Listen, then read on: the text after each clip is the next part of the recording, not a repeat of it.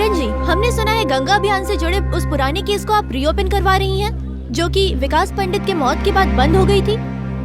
जी बिल्कुल सही सुना आपने, और मैं वादा करती हूँ उस केस के संबंधित जो भी गुनहगार हैं उनको सजा दिलवा के रहूंगी। तो क्या पिछली बार की तरह किसी के दबाव में आकर या फिर किसी के डर से आप इस केस को बीच में छोड़कर भाग तो नहीं जाएंगी? सवाल ही नहीं क्यों उठा।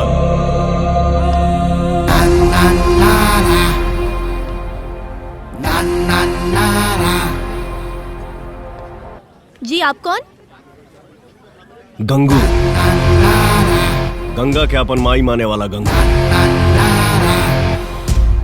अब आर पार के लड़ाई हुई, ओकर ताकत और हमरा संकल्प के बीच, ओकर दौलत और हमरा श्रद्धा के बीच, ओकर चाल और हमरा प्रहार के बीच, और एक बीच में जे भी आई, चाहे प्रशासन हो या सरकार, सब कोई एक्सपोज हुई। और गंगे, आज फिर चिड़िया पिंजरे से बाहर आ गई बा, लेकिन अब की बारी चिड़िया के साथ एगो बाज भी बा सर। लेकिन ये समझ में ना आवता कि ई बाज के उड़े खातिर आसमान के दे रहल बा। नमस्ते सर। नमस्ते। आपके पता चल ही गई हुई कि स्वच्छ गंगा अभियान केस दोबारा खुल चुकल बा, बस सुनवाई के इंतजार बा। बहुत जल्दी हमनी के अपना मकसद में कामयाब हो कब्जा। बचकाना बात बंद करा। तोहरा का लगता तोहार केस रीओपन कैला के वजह से सरकार काल के काल बैठ के कोर्ट में तोहार फैसला सुना दी। गंगू एजा आतंकवादी के फांसी रुकवावे खातिर रात के 2 बजे सुप्रीम कोर्ट के दरवाजा खुलवावल जा सकेला, लेकिन असली मुद्दा के केस के खातिर पुष्ट प पुष्ट मिट जाला, लेकिन इंसाफ ना मिलेला। टूटल लोग हमेशा हिम्मत तोड़े के ही बात करेला। पर्दा के पीछे से मसौरा देहल जितना आसान होला, पर्दा के सामने आके पैर जमावल उतने मुश्किल।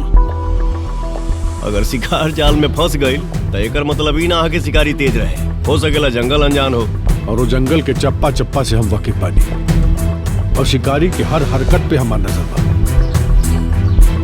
इंतजार बस ये बात के बाकी शिकारी के सामना शेर से कब करावल जाओ।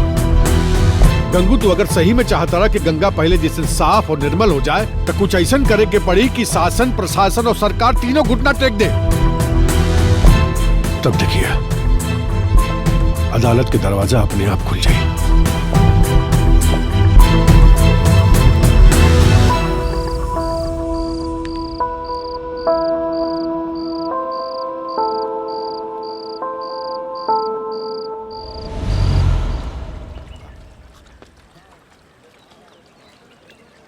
टिंकू। हाँ गुरु। टोली में कितना चोर बाड़े? गुरु ऐसा हो पूरे बनारस में 1,500, खाली घाट पे 30 ठो।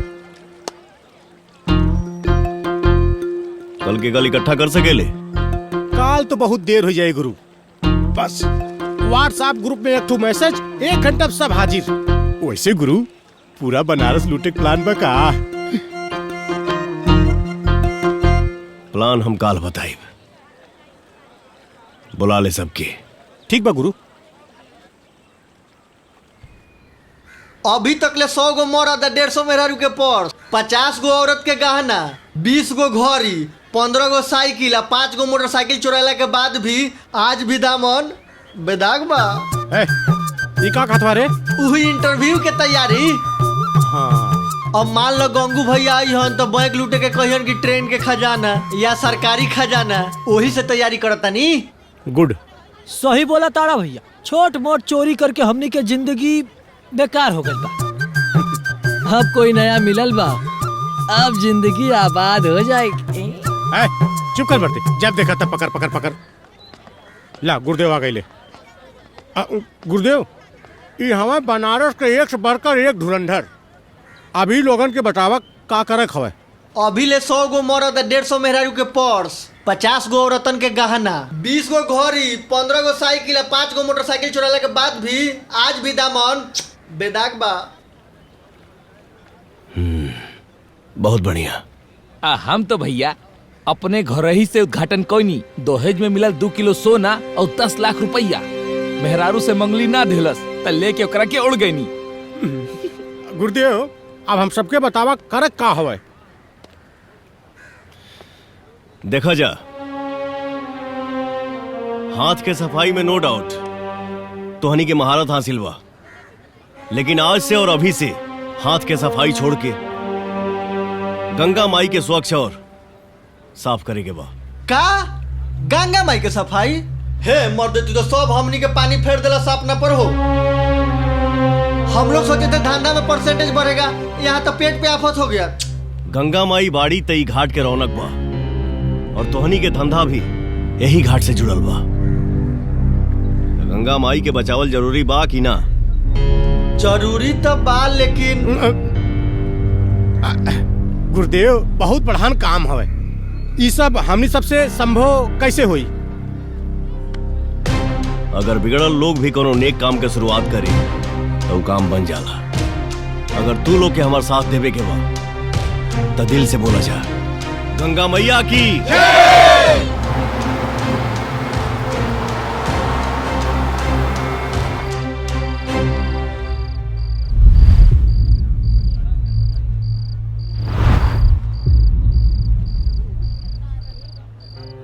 गुरु हो, सवेरे से रात हो गई, फिर भी क्यों हाल चाल पूछे ना आइल। न कोनो चाय लावता, न कोनो नाश्ता लावता। हमनी के महीनों दिन ऐसे बैठल रहल जाई ना तो हाई शहर वाले के कोनो फर्क ना पड़े वाला हो। और लागत तक गंगा के किनारे बसे वाला लोग के गंगा मैया से कोनो मोह माया ना हो। राजा भगीरथ के भी गंगा माई के धरती पर लावे खातिर कई बरिस तपस्या करे के पड़ल रहे। हमनी के तब एक दिन भी यहाँ बैठला ना भाई।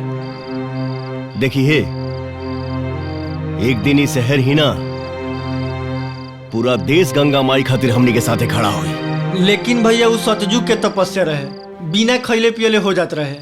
हमनी कलयुग के तपस्या करत बानी सा। और आंदोलन कितना दिन भूखे प्यासे होई, ओहू खातिर तो पैसा चाहिए नू। रुपया पैसा के तन को कमी न रही। हम प्रयास करते। मंदिर परिसर में मंदिर के बहुत प्रॉपर्टी बा, आखिर कौन दिन काम आई? हम बानी ना, हमर बूढ़ा शरीर में इतना तो ताकत बा कि हम तोहनी खातिर खाना बना सकीले। गुरु हो, हम तो फिर से कहा था ये आइडिया फ्लॉप हो। अरे आदमी को तो छोड़ा, सरवा कौआ कुत्ता भी पूछे ना आवत हमें। और केहू आई भी ना।